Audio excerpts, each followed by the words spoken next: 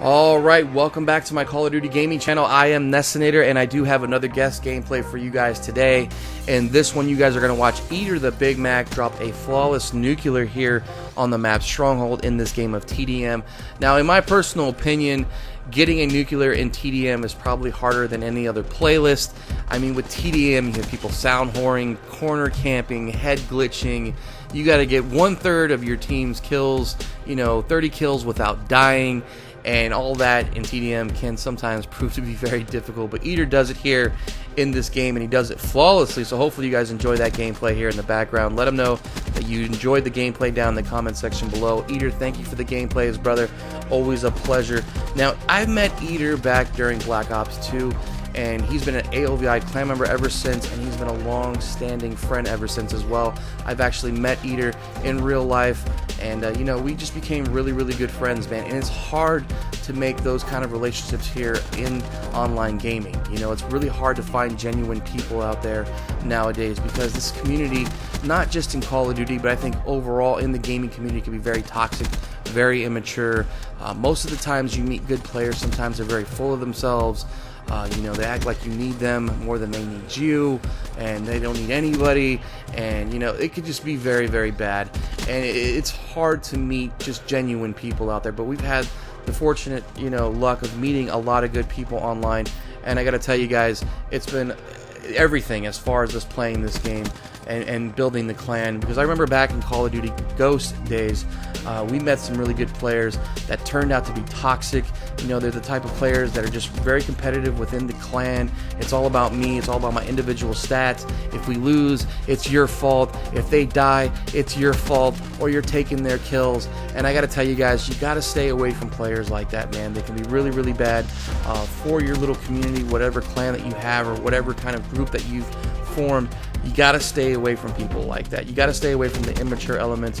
It's hard to even find sometimes older people that are mature in this gaming community as well. Always crying about things and just not playing as a team.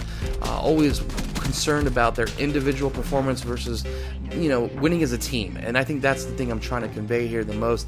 When sometimes we play with people, they're always about trying to get the top of the leaderboard, the top of the top 3 or whatever. I don't care. I'm fine coming in the bottom. To me, it's all about getting the W.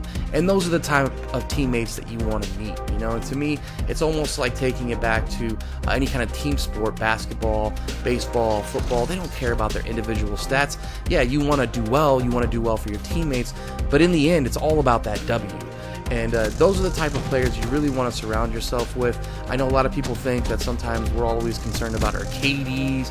We're more concerned about our win-loss than our KDs, A lot of people will think that maybe we'll back out if we face other tryhards. That doesn't happen, man. We never rage quit. We play through it. If we lose, we'll play you again and again until you leave. It's just one of those things that we're competitive, and we're competitors, and we don't give up, and we just enjoy playing together as a unit. And I think that's really important when you go out there and start a clan. And I don't want to get too gospel on you guys as far as like the way you should be when you're gaming and the way you should perceive things, but it is true, man. Just be humble, be a good player, always be about making the right play instead of the play for yourself. Encourage each other, always support your teammates when they do well. We do that as well. If we win a game and someone does really well, you got to let them know, man, we got that because of you, thank you.